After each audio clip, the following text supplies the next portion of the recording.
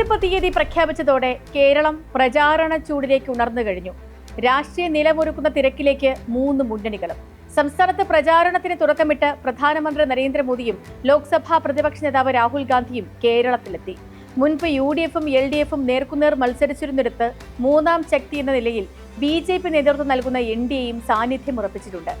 LDF-ന് മുഖ്യമന്ത്രി പിണറായി വിജയൻ തന്നെ മൂന്നാം വട്ടവും നേതൃത്വം നൽകുമ്പോൾ കോൺഗ്രസിന് കൂട്ടായ നേതൃത്വമാണെന്ന് പ്രഖ്യാപിച്ച് പ്രതിപക്ഷ നേതാവ് VD സതീശൻ തന്നെയാണ് നയിക്കുന്നത്. ഈ തിരഞ്ഞെടുപ്പ് രാഷ്ട്രീയ സാഹചര്യം വിശകലനം ചെയ്യുകയാണ് ഇന്നത്തെ സ്പോട്ട്ലൈറ്റ്. മുഴങ്ങി തിരഞ്ഞെടുപ്പ് കാഹളം. LDF-ൽ മുഴുവൻ സീറ്റിലെയും സ്ഥാനാർത്ഥികളെ സംബന്ധിച്ചും അന്തിമ തീരുമാനമായിട്ടുണ്ട്. പിണറായി വിജയന്റെ നേതൃത്വത്തിൽ മൂന്നാം വട്ടവും അധികാരത്തിലെത്തുമെന്ന പ്രചാരണമാണ് LDF ക്യാമ്പ് നടത്തുന്നത്. അതേസമയം ഭരണവിരുദ്ധ വികാരവും അഴിമതിയും ഉയർത്തിക്കാണിച്ച് അധികാരം തിരികെ പിടിക്കാമെന്ന ഉറച്ച പ്രതീക്ഷയുമായാണ് UDF-ന്റെ പ്രചാരണം. ഇവർക്കൊപ്പം കേരളത്തിൽ ഒരു മാറ്റം വേണമെന്ന മുദ്രാവാക്യവുമായി NDAയും സജീവമാകുന്നു. വൈകാതെ കോൺഗ്രസ് സ്ഥാനാർത്ഥികളെ പ്രഖ്യാപിക്കുമെന്ന് രമേശ് ചെന്നിത്തല അറിയിച്ചിട്ടുണ്ട്. ഏതായാലും 2 ദിവസത്തിനകം സംസ്ഥാനത്തെ സ്ഥാനാർത്ഥി ചിത്രം പൂർണ്ണമാകുമെന്നാണ് പ്രതീക്ഷ.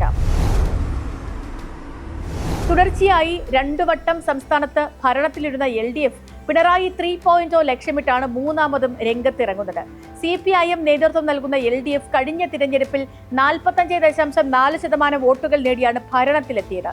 സംസ്ഥാനത്തെ സീറ്റുകളിൽ 70.7% സീറ്റുകളും ഇടതുപക്ഷം നേടിയിരുന്നു. മറ്റാരുണ്ട് LDF അല്ലാതെ എന്ന പ്രചാരണ മുദ്രാവാക്യമാണ് ഇത്തവണ തിരഞ്ഞെടുപ്പിനായി CPIM മുന്നോട്ട് വയ്ക്കുന്നത്.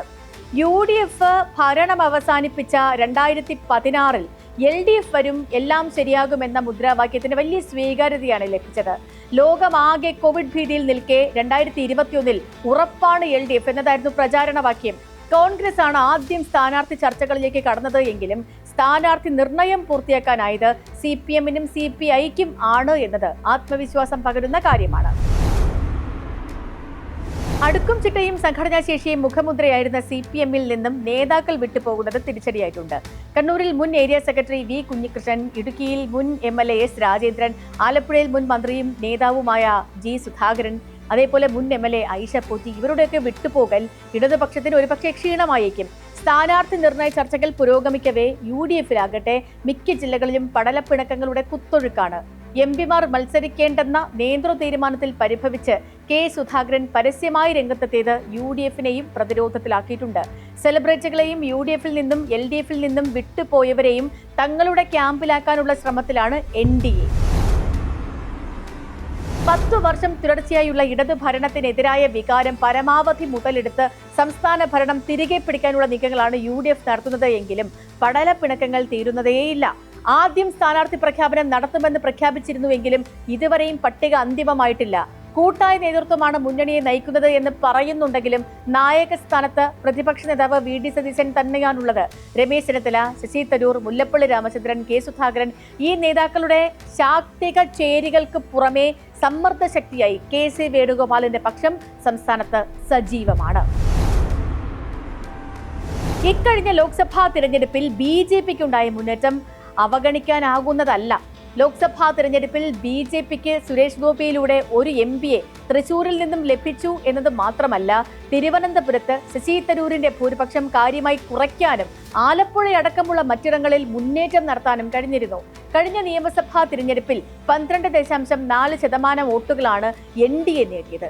എന്നാൽ ഒരു സീറ്റും നേടാൻ അവർക്ക് കഴിഞ്ഞില്ല. 2024-ലെ ലോക്സഭാ തിരഞ്ഞെടുപ്പിൽ തൃശൂരിൽ സുരേഷ് ഗോപിയിലൂടെ BJP-യിലേക്ക് ഒഴുകിയ ന്യൂനപക്ഷ വോട്ടുകൾ അതേപടി നിലനിർത്താൻ തദ്ദേശ തിരഞ്ഞെടുപ്പിൽ അവർക്കായിട്ടില്ല. പാർട്ടിയുടെ ക്രിസ്ത്യൻ ഔട്ട്റീച്ച് പാളിയെന്ന് അവർ തന്നെ വിലയിരുത്തി കഴിഞ്ഞിട്ടുമുണ്ട്. തദ്ദേശ തിരഞ്ഞെടുപ്പിലെ വോട്ടുകൾ രാഷ്ട്രീയ വോട്ടുകളല്ല, പക്ഷേ കണക്കുകളിലെ ഭദ്രത രാഷ്ട്രീയ പാർട്ടികൾക്ക് ഊർജം പകരുന്നുണ്ട്.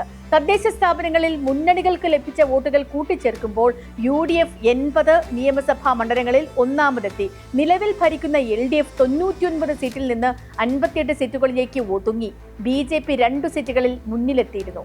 ഭരണം നേടാനാവശ്യമായ 71 എന്ന സംഖ്യ പിന്നിട്ട് UDF 80 സീറ്റുകളിൽ ലീഡ് നേടിയിരുന്നു എന്നത് UDF-ന് ആത്മവിശ്വാസം പകരുന്നുമുണ്ട്. വരുന്ന നിയമസഭാ തിരഞ്ഞെടുപ്പിൽ ന്യൂനപക്ഷങ്ങളുടെ നിലപാടിൽ ഉറ്റുനോക്കുകയാണ് രാഷ്ട്രീയ പാർട്ടികൾ. മലപ്പുറത്തെ ചൂണ്ടിക്കാട്ടി SNDP യോഗം ജനറൽ സെക്രട്ടറിയായിരുന്ന വെള്ളാപ്പള്ളി നടേശൻ നടത്തിയ പ്രസംഗം മുസ്ലിം ന്യൂനപക്ഷങ്ങൾക്കിടയിൽ കടുത്ത അപമതിപ്പ് സൃഷ്ടിച്ചിട്ടുണ്ട്. ഇത് കഴിഞ്ഞ പാർലമെന്റ് തദ്ദേശ തെരഞ്ഞെടുപ്പുകളിൽ വ്യക്തമാവുകയും ചെയ്തിരുന്നു. എയ്ഡഡ് കോളേജ് നിയമനങ്ങളിലെ തടസ്സങ്ങളും തുടർച്ചയായി ഉണ്ടാകുന്ന വന്യജീവി ആക്രമണത്തിൽ നടപടിയെടുക്കുന്നതിലുണ്ടായ നിസ്സംഗതയും ക്രൈസ്തവ ന്യൂനപക്ഷങ്ങളുടെ അതൃപ്തിക്ക് ഇടയാക്കിയിരുന്നു. വിഴിഞ്ഞം തുറമുഖവുമായി ബന്ധപ്പെട്ട സമരത്തിൽ ലത്തീൻ വിഭാഗങ്ങളുമായും സർക്കാർ ഇടഞ്ഞിരുന്നു.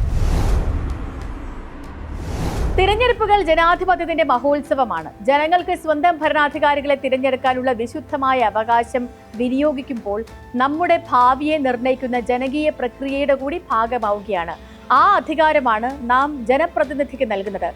ഇപ്പോഴത്തെ വീണ്ടും ഒരു നിയമസഭാ തിരഞ്ഞെടുപ്പിന് കളമൊരുങ്ങി കഴിഞ്ഞിരിക്കുന്നു.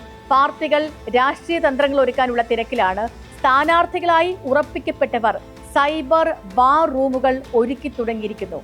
ഇനി തിരഞ്ഞെടുപ്പ് ആവേശം പൂർണ്ണമായും ജനങ്ങളിലേക്ക് കൂടി എത്തുകയേ വേണ്ടൂ. കവലകളിൽ ജാഥകൾ എത്തും, എങ്ങും തോരണങ്ങൾ നിറയും, രാഷ്ട്രീയ പോർവിളികളാൽ ശബ്ദമുഖരിതമാകും നാടും നഗരവും. കേരളം ഒരുങ്ങി തുടങ്ങുകയാണ് മറ്റൊരു ജനാധിപത്യത്തിന്റെ മഹോത്സവത്തിനായി. സ്പോട്ട്ലൈറ്റിനെ നാളെ വീണ്ടും ഇതേ സമയം.